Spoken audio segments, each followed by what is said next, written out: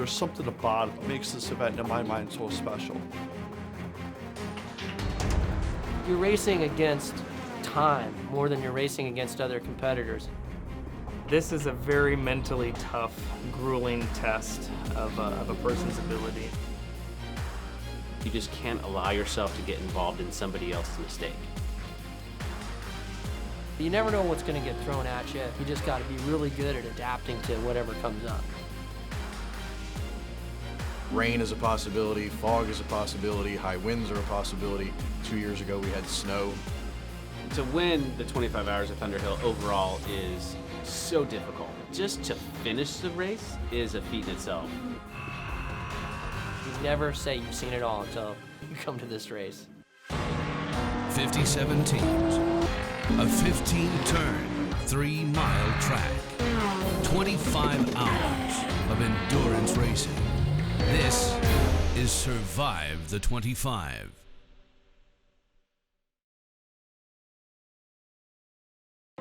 Just off Interstate 5 in Northern California, between Sacramento and Redding, is a small town named Willows.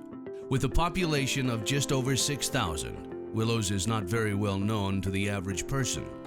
But in the motorsports world, drivers know it as the home to Thunderhill Raceway.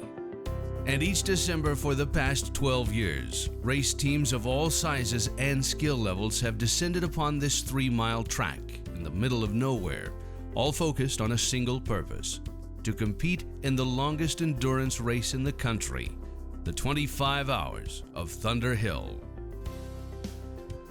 57 teams, hailing from all over the country, showed up to try their luck at Thunderhill in 2015.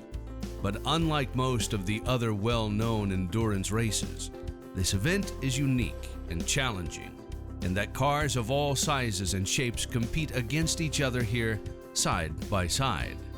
You take the track, which is already a very unique track, and then you add in the mix of speed differentials between the cars that are here, and it becomes a very, very interesting event. And I think that's why so many people want to come and challenge themselves at this event. A Miata moves at a very different pace than an Audi R8, and it just really is a challenge for everybody, from the professional driver down to the amateur driver, to come and survive the 25. And while they share the track at the same time, the cars are divided into race categories and compete depending on their specs. There are 6 primary race classes at this event. The ES and ESR categories are the fastest and allow the cars with almost unlimited modifications, and the classes get progressively slower with more restrictions as you get down to the E3 class. New for this year is a special 7th class for the NASA Prototype Series, which features the Elon-built NP01 spec prototype car. One of the teams running an Elon NP01 this year is the Martinez, California-based CLP Motorsports.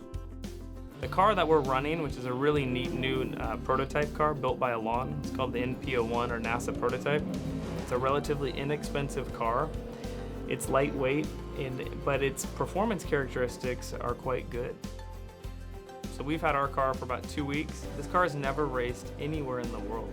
So there's no better test to determine if there's something that's gonna be, wrong with the car, need to be fixed with the car from a design or engineering standpoint, than to put it through probably what's one of the most grueling races in the world.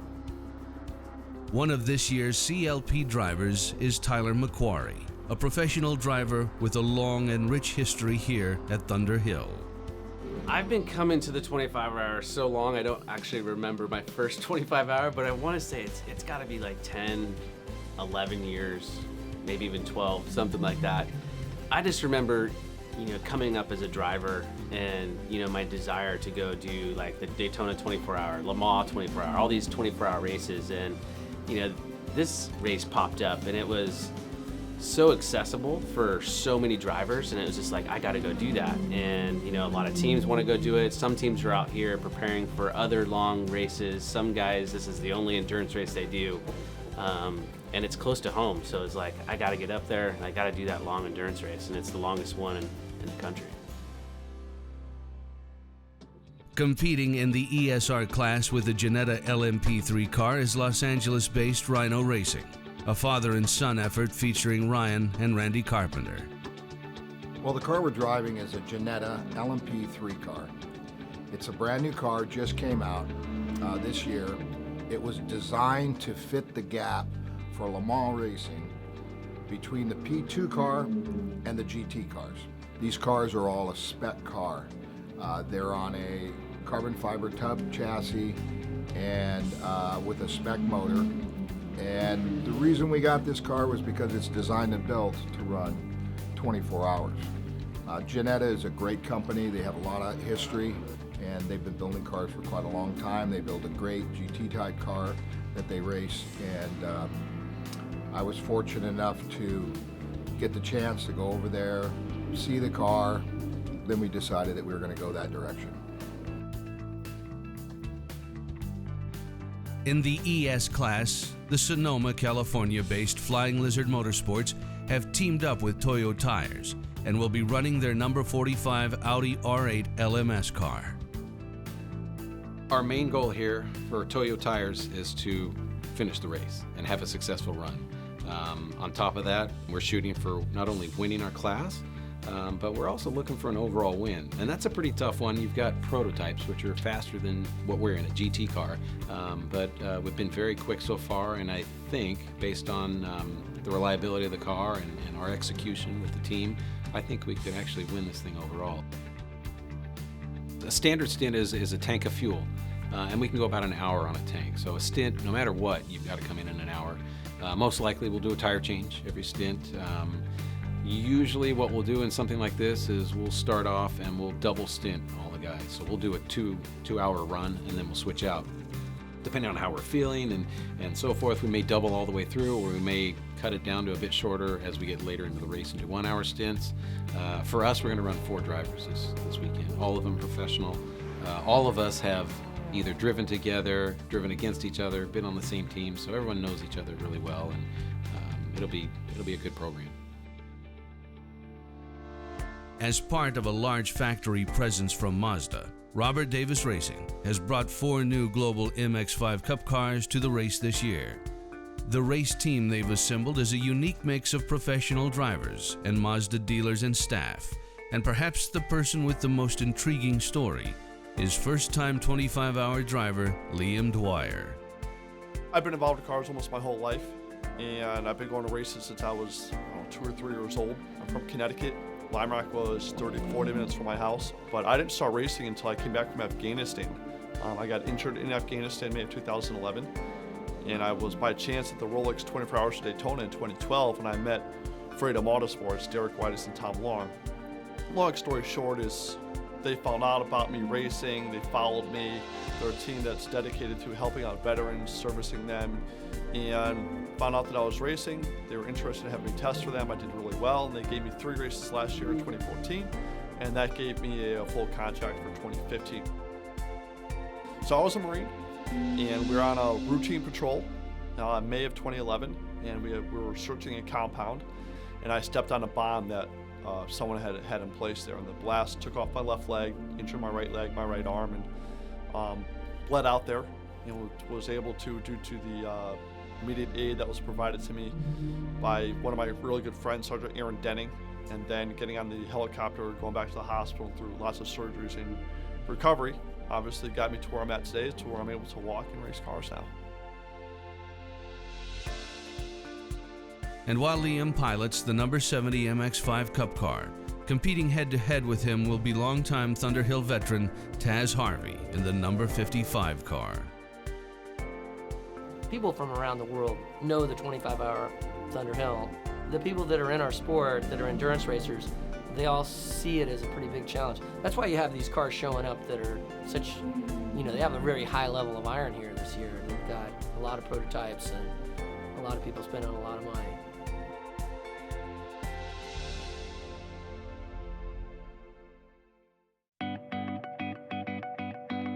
There are a handful of notable endurance races in the world of motorsport. The 12 Hours of Sebring, the 24 Hours of Daytona, and of course, the 24 Hours of Le Mans. And while some of those events share similar characteristics with each other, more than anything, the 25 Hours of Thunderhill is a race completely unique unto itself. The wide range of cars, top speeds, and driving skill levels here force each team to strategically plot their every move in this race. Every time any of us gets out of the car, as well as on the radio, we're talking about changes to the car, changes to conditions to the track, other drivers that are fast we need to pay attention for, that are coming up faster behind us, because our car is relatively slow on the straightaways and very, very fast in the corners. So that creates sometimes a little bit of a challenge in regards to you can catch somebody very quickly in the corner, but you need that cornering speed for your straightaway speed to keep it up. So we talk to each other about what other cars you need to be careful of, and be it they're faster or slower than us. So there's a tremendous amount of knowledge transfer throughout the race between drivers, and particularly the professionals who do this for a living. It's nice for me to be a part of that. The weather in this part of the country at this time of the year is notoriously gloomy and unpredictable. It's one of these things that's kind of surreal. You're out there at 3 in the morning and you're doing your thing, and all of a sudden there'll be a red flag or a black flag or a full course yellow. And you go from being pretty worked up and warm to like, man, I'm freezing my ass off. You're holding on to the bottom of the steering wheel. Hey, how do you turn the defroster on? You're just all of a sudden you're freezing because it's an open top car. One year I lost the windshield of the car. And so I was out there with no windshield. It was so cold on my fingers, I had to drive on the bottom of the steering wheel because my fingers were actually getting frozen. You never know what's gonna get thrown at you at this deal, and you just gotta be really good at adapting to whatever comes up. Thunderhill Raceway, like most smaller local tracks of its size, is generally used as a daytime facility, which means there is very little purpose-built lighting to illuminate this track after dusk. In the far corners of the track, the cars are almost completely in the dark. Visibility is important, driver comfort is important, driver changes are important, and also seeing the car on track and having other cars see you on track is important. So the team did a lot of electronic luminescent lights on the car. We've got the numbers, the sponsors, and LEDs all over the car. So it should be one of the brightest cars on track in the night, and definitely the most recognizable. And of course, the sheer length of this race, the longest motorsports race in the country, methodically and unapologetically wears on both cars and drivers. To win the 25 Hours of Thunderhill overall is so difficult. And just to finish the race is a feat in itself. To win your class is amazing, and to beat all these cars, you walk down the paddock and there's some unreal cars, unreal teams. To beat them all is just, it's crazy. On the Friday prior to the race, teams are getting settled in for the long weekend ahead and prepping their cars for the late afternoon qualifying session. Qualifying at this race takes place with multiple cars on track, which means each team must try to find as clean of a lap as possible as they try to post a solid lap time. The starting grid for the race will be determined by the qualifying results. And just after sunset, qualifying for the 2015 25 Hours of Thunderhill officially begins. Go ahead, fire it up. Let's go.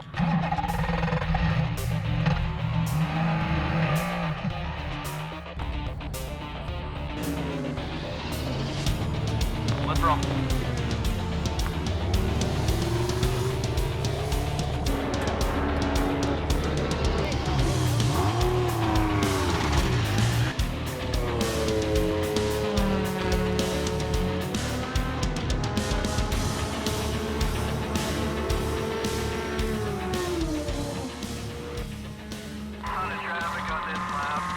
Copy that. Once you get through them, you got a little bit of a gap, and then you're going to hit some more traffic. You just did quick time at a 1:52.6, currently 9th. Yesterday's qualifying went even better than expected. This car was new to this team, CLP Motorsports, 2 weeks ago. We didn't know what to expect with it, but collectively all the drivers and the crew worked on getting the setup right and getting it closer and closer, and we're still not quite at its full potential. But we qualified 10th overall. We are definitely the lowest horsepower car in the top 15. So we were really quite pleased with that.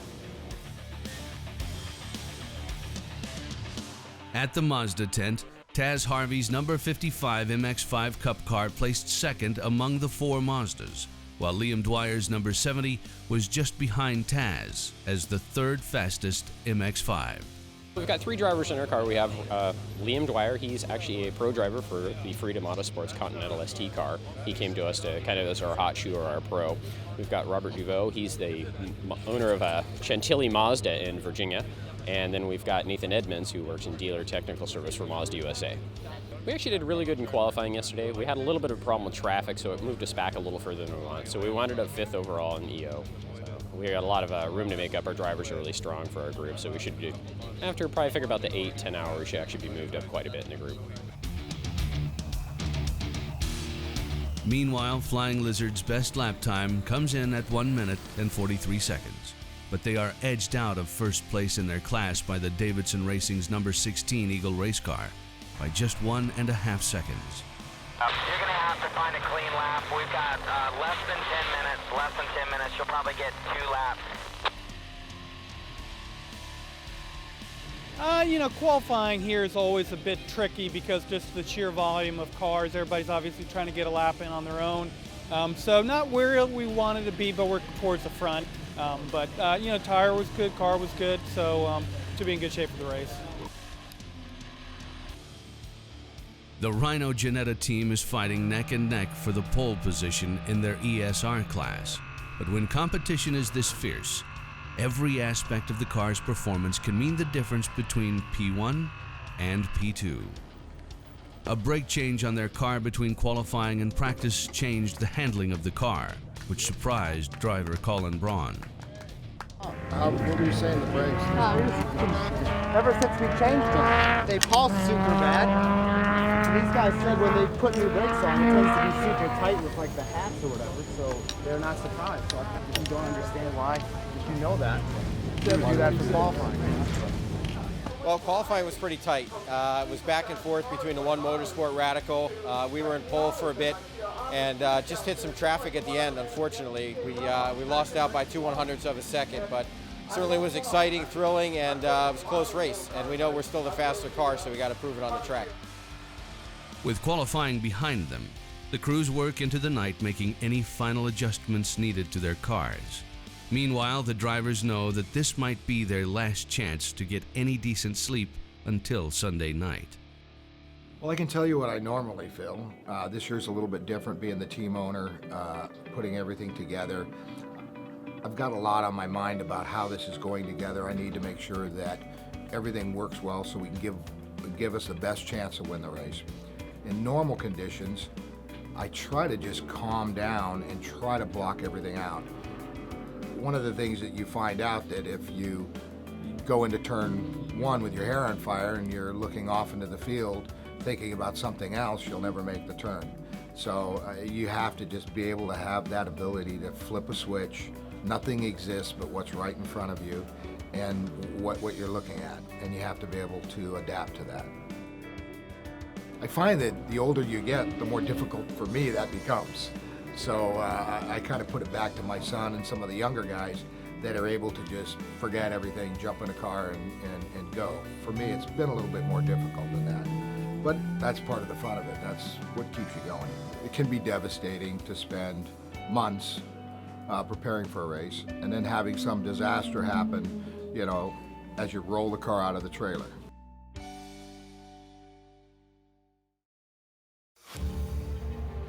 Saturday morning brings brisk air and partly overcast skies, and the race teams set the grid in anticipation of the starting flag. As the teams load the cars onto the grid, each driver must clear their minds and ready themselves for the racing marathon they're about to embark on and the unforeseen obstacles which lie ahead. In a race this long, each team has several drivers per car, and, as with everything else in this race, careful consideration is given to the order in which the drivers pass the baton. Veteran pro driver Darren Law will take the first stint in the Flying Lizard number 45 Audi R8 LMS. Liam Dwyer will pilot the number 70 Mazda MX-5, while Taz Harvey starts in the number 55. Ethan Stone will start in the Jetta LMP3 for Rhino Racing. Tyler McQuarrie will command the CLP number 6 NP01 Elon prototype. Radio check to car, 123, 123.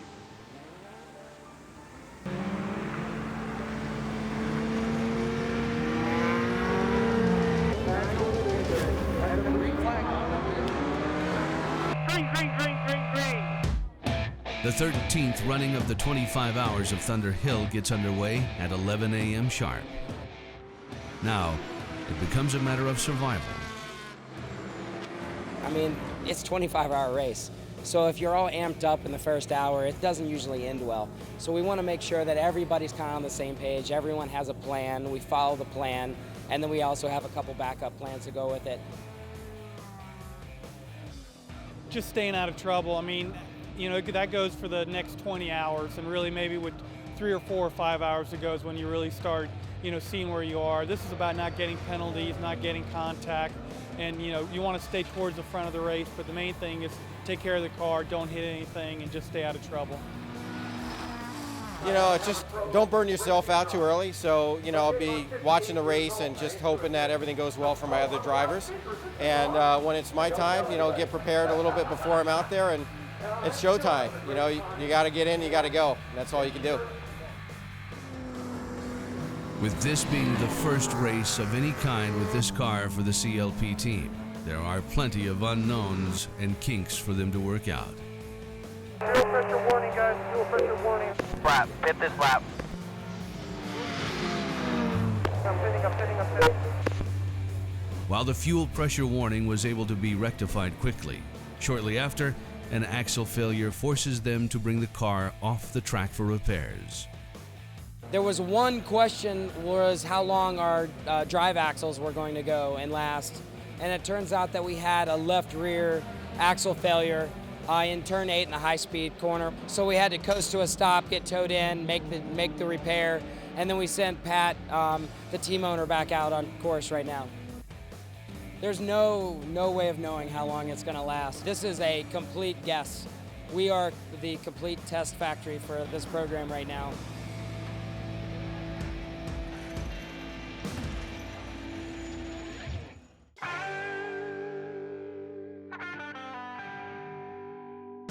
With Liam Dwyer's first stint complete, his team strategy is to emphasize fuel mileage over fast lap times in hopes that conserving fuel and fewer pit stops will pay dividends over the long haul in the race. Did a lot of conserving of fuel that run. Out of the 4 Mazdas that were out there, I got the best gas mileage. And that's equated to us being the top Mazda right now, 4 hours into the race. Hopefully my co-drivers can do the same thing and keep us going on the fuel mileage and not worrying about lap times. It saves the tires, it saves the brakes, and hopefully we'll come out on top with all the cars here at the end of the 25 hours. Meanwhile, the number 8 Rhino Jetta car is doing well, currently driven by Ryan Carpenter, son of team owner Randy Carpenter. Everything that goes wrong in this race is going to go wrong. You've got a lot of cars out, a lot of contact out there. We had to fire on a car down in turn 1. A lot of things go on. It's just part of the race, and you have to kind of gear yourself for that. Flying Lizard is off to a fast and flawless start. And while they lead their class, they're currently second overall. So we're actually on our 4th stint. We're 124 laps in. Our first driver, Darren Law, completed 2 stints, a little over 70 laps. Did very, very well. Did the driver change to Fuji Todobu. He's now on his 2nd stint. We're currently running 2nd overall, 1st in class. The tires are performing exactly how we expected, and we're looking forward to see how the day progresses.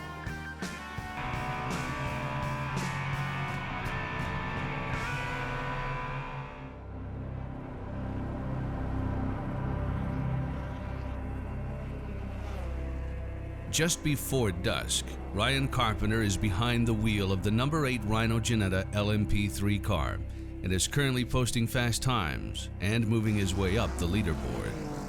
But then, in an instant, everything will change for him and the Rhino team. I was finally back on the lead lap, I believe, and was going really good. And came through turn 15 at the end before the straightaway and got half a wheel into the dirt and on the pavement, and within half a millisecond I was spun out, doing circles against the wall. Yeah, I was definitely scared for a second. I did one of these, closed my eyes for a little bit, but I remember seeing tires, great scenery, tire scenery. I was spinning around, but I was fine. I'm totally fine. Oh, I mean, he hit. He spun multiple times. I guess we're working on it down here. This is why you bring your money, take your chance, and you go out on the racetrack. Some years it's great, the other years a little bit of bad luck, and this is the result. So that's why we keep coming back and trying to win. And unfortunately, luck wasn't with us on this occasion. As the wrecked car is towed back to their paddock, the Rhino team must now quickly determine if the damage to the car is fixable and weigh the costs and benefits of trying to get back onto the track.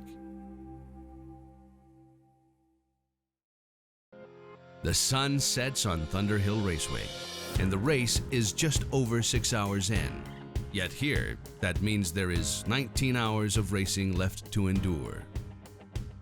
Whether you look at Daytona or Le Mans or Sebring or any of the big races, you have obviously night driving, but it's not for very long. This is actually literally dark from 5 p.m. till 7 a.m. This will be the longest night portion of a race that we've ever done. So you really have to make sure you've got the proper lighting on the car. You've got to be really heads up, given how long it's dark and how dark the track is without any extra lighting.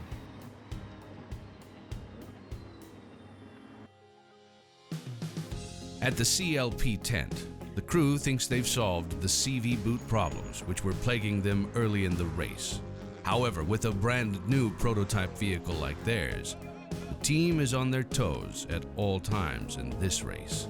So far, we've gone through a set of axles on each side, which has caused us from running the top 10 back into the mid-40s, mid-pack. But so far, cross our fingers that we tried a new boot with a different grease, and we've been out running now for about 3 hours on that, which is about an hour past what we were able to get before. In the Mazda pit, after Liam Dwyer's first 4-hour stint behind the wheel, things are running according to plan so far for the number 70 MX-5 Cup car. Meanwhile, currently in first place among the MX-5 Mazdas is Taz Harvey's number 55. Taz is actually driving my car, the 55 car. So I've got to know him fairly well, I think, over this weekend. And he's a kid at heart, likes to have a lot of fun, and is really quick in the race car. Just less than halfway through the race, the CLP team again finds themselves off track when driver Mark Miller clips the racetrack curbing and breaks their prototype car's front spindle. I broke something. I rolled right up on the curb, and I felt it go right away. It was definitely more of a tie rod than a control arm. It just snapped. Man, sorry guys, this is shitty. Not your fault, dude. We lost the front left spindle. We went up on a curb, maybe a little bit off track, and we ended up breaking the bottom of the spindle. Unfortunately, the damage to the CLP car's steering makes it hard for the car to be loaded quickly onto the tow truck. And with their pit crew looking on, you can feel the team's sense of urgency to get the car repaired and back on track. So let's pull up that corner that's broken. No steering. The right side will still turn. The right side will still turn. You're not helping the situation. Stop micromanaging them. We've been doing this for like 10 plus years. The other side of the wheel is bent, it's jumped up, it's stuck in there, and won't steer. Okay. Thank you. I got it. I understand. I'm just concerned with the car. We actually sat on the side of the track longer than it actually took us to fix it. But we just changed the spindle and one of the control arms got back out on track pretty quick. And despite the challenges that have slowed their race efforts thus far, the team remains optimistic and enthusiastic. I think the morale in the team has been really high and has been awesome right from the get-go, because it really boils down to, do you want to go into the race have fun, or do you want to go into the race and win? If you go into this race with the sole intention to win, you're gonna have a bad time, because to come do this race and have a flawless race is almost impossible. It's virtually impossible. This is the hardest race in the country, if not the world, to win.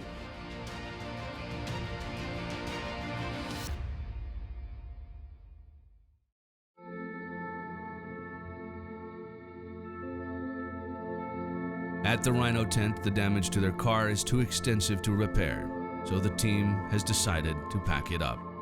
And while there is disappointment in their result, the team is happy to have avoided any injuries in the incident, and it has left them with an even greater hunger for success at this event in the future. When you're on the radio and you hear them say, "Ryan, are you okay?" You know, that's the first thing you do that pretty well puts you in a panic. But he's fine.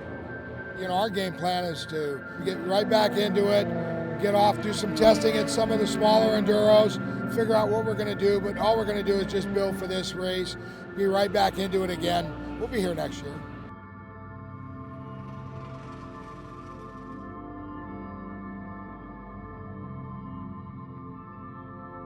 At the Mazda tent, the 07 car, one of the MX-5 cars, was damaged when a BMW crashed into its right rear bumper. Meanwhile, Liam's number 70 car is slightly behind the number 56 MX-5, and Taz's number 55 is leading their intra-company competition. We may have rain in 10 minutes. We may have rain in 10 minutes. In the dead of night, the rain begins to fall in Willows, and each team must compensate for the change in conditions. The Flying Lizard team is prepared for the weather, and halfway through the race, their joint effort with Toyo Tires is running smoothly.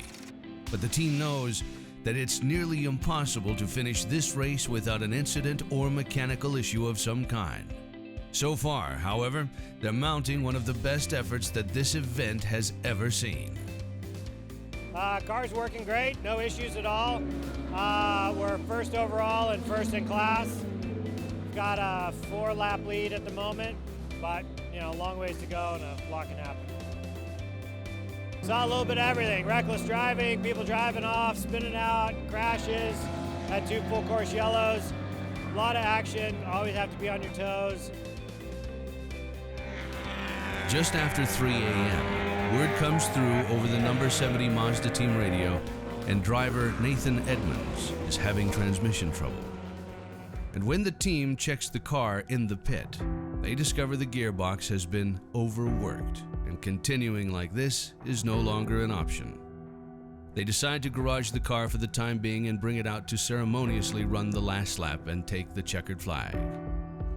The 70 car unfortunately started losing third gear, and then that turned into the rest of the gearbox going, so we decided to park it about 4 hours ago. We're looking to save what we have left of the transmission so we can go back out and take the checkered flag with the car. A decent run and great effort, but not the outcome the team had hoped for. Also, a reminder of the punishing and unforgiving nature of the endurance feat these teams are trying to pull off here.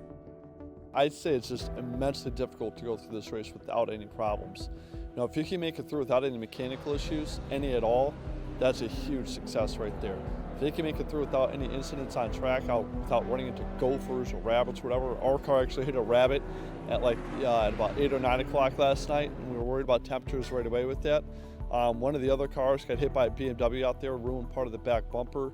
You sit here and you kind of bitch and moan, complain, during it. Then afterwards you say, man, what a lot of fun that was. It's a fun event. I love coming to it, and I can't wait for next season. Advanced weather forecasts have been predicting the rain to let up for hours now, but the precipitation continues consistently, even as the sun starts to rise over the race. The drivers have no choice but to continue through the wet conditions. It is cold and it has been dark for some time, but when the sun comes up, that's like, you know, the home stretch, if you will. It warms up, the track gets better. Hopefully this rain will start drying out. With the end of the race almost in sight, Flying Lizard is in first place overall with a commanding lead on the closest competitor for the overall win.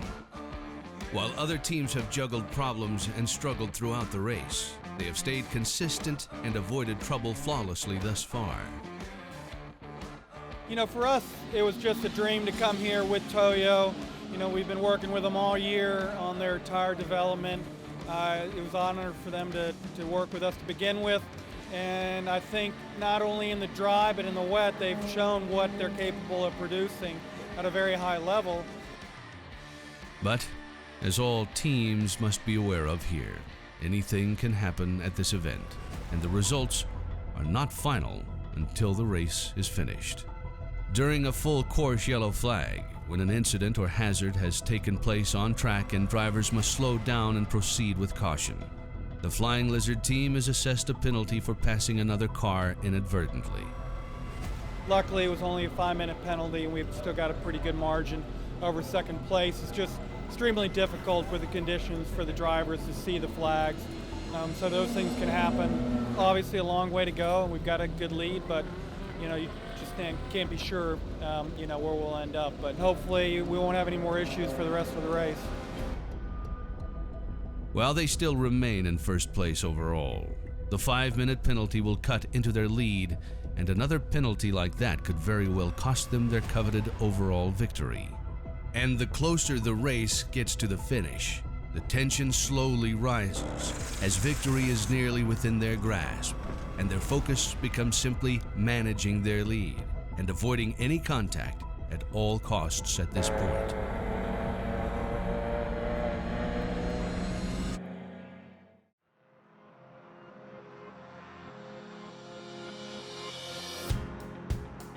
With just a few hours left in the race, 3 of the 4 Mazda MX-5 cars are still on the track at this point.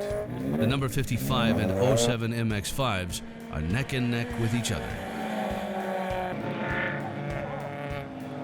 It's really remarkable that after 20 hours plus racing, the 2 cars, the 7 car and the 55 car, on the same lap. You know, it's a testimony to how well engineered, thought out, that these cars are really identical. We're really happy. I mean, it's what more do you want? You know, we've got a 2-car battle. We're 20 hours into this deal, and it's on like Donkey Kong. Between now and into the race, man, it's between the 55 and the 07.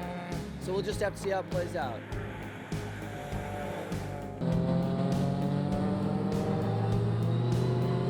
And then, after what seems like an eternity, 25 hours of Thunderhill draws to a close. The field that takes the checkered flag is thinner than that which started, and the toll of the race is evident on both cars and the fatigued drivers and crew. But nevertheless, they've made it to the finish line. All clear behind you. This is the final lap. I'll see you at the finish line.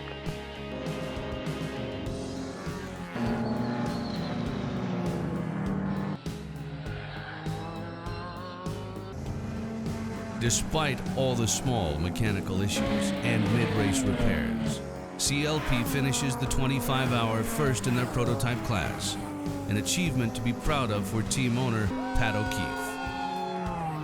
So I feel amazing. Obviously, it's our first team effort in the 25, and we finished first in class, and my first as a driver. And we were able to come home with a win and a relatively clean car.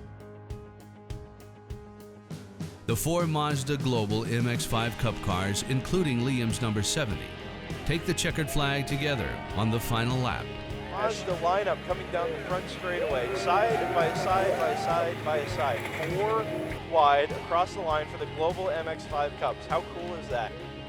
Finishing 14th overall and first amongst the MX-5s is Thunderhill veteran Taz Harvey's number 55. I wish it would have rained cats and dogs like that the whole race. Then we really would have finished better. I think I finished 15th overall, which isn't bad considering, you know, that we brought out a brand new car. It's never been raced before. And it's one of the most grueling races I think you can put on a car, period. If you look at the paddock and how many cars are on jack stands, in the middle of the night, probably half of the race drops out in the middle of the night. So we're really proud that the car's finished, and this was a good debut for the car. The collaborative effort led by Flying Lizard Motorsports and Toyo Tires has done the impossible here. They've managed to defy all the odds and complete the 25-hour marathon race without a single mechanical or on-track incident. Not only will they take home the trophy for winning their ES class by a 35-lap margin, they've also won the overall first-place title. By no means an easy feat in this, the longest endurance race in the country. Your winner of the 2015 NASA 25 Hours of Thunderhill, presented by Hawk Performance, the number 45 Flying Lizard Audi R8 LMS. There's a lot of things going into this. It's not just tires, it's not just cars, not just driver, it's a combination of all of it. And there's a little bit of luck thrown in. And luckily we partnered with a great team, Flying Lizard. We brought some great products from our engineers in Japan, developed specifically for this race, and we hired the best drivers we could to take the win. It has been said that just finishing a race, despite what place you earn, is an accomplishment in and of itself. And nowhere is that more true than here. The 25 Hours of Thunderhill. For this particular event, neither Flying Lizard as the Flying Lizard team nor Toyo Tires have ever completely outright won this event. For the years that we've been participating in it, we've had over 25 various podium wins in different classes. We've never taken home the top trophy for winning the whole thing. So to partner with an established team like Flying Lizard that coincided with our development program for these tires as well was just a no-brainer for both of us. I find myself coming back to this race all the time, even though I've had tons of success. It always seems to switch up. Like this year I'm in a totally different car, different team. It's a totally new challenge. We're in a brand new car, but it doesn't matter what it is, the challenge is always there. And as a driver, I want to go win. And it doesn't matter if you've won that race before, you want to go beat everybody. And when you stop getting that drive to go win, that's when you should stop coming. It's an atmosphere and an event that is hard to describe, especially to outsiders. It's a competition, but it's also about the camaraderie built here year after year. The focus tends to be simply on the duration of how long the race lasts. But in reality, what makes the race most unique is the mix of drivers and teams that compete here, amateur and professional, young and old, rookies and veterans. And while the spectrum of competitors can make for chaos and traffic on the track, in the paddocks, it serves as a reminder for how each driver got here and why they started racing in the first place. Racing at this level was a dream, and I think that's every kid's dream. When you're 6, 7, 8, 10, 11 years old, you want to be a basketball player, a football player, baseball. Racing cars is mine. So to get to this level of racing, no, I never thought I would get here. And I think that was just being a realist, if you want to call it that. I had wanted to do something like this, but just never had the funds for it. So I was like, okay, well, I'll just never be able to do that. And then after I got injured, it was, okay, am I going to be able to drive again? Yeah, I could figure out how to drive. Okay, will I be able to do my time trials, my autocross, that? Yeah, I could figure out how to do that again. And if I could get back out on track, great. Never thought I'd be able to come out here and drive cars like I am today. And it's really a dream come true. It's my second dream job that I get to do now. 12 months from now, many of these teams will return to this small technical track in Northern California. Some will face their fears. Others will return to avenge their past results. And they will all set out to prove themselves here, at one of motorsport's most grueling stages, the 25 Hours of Thunderhill.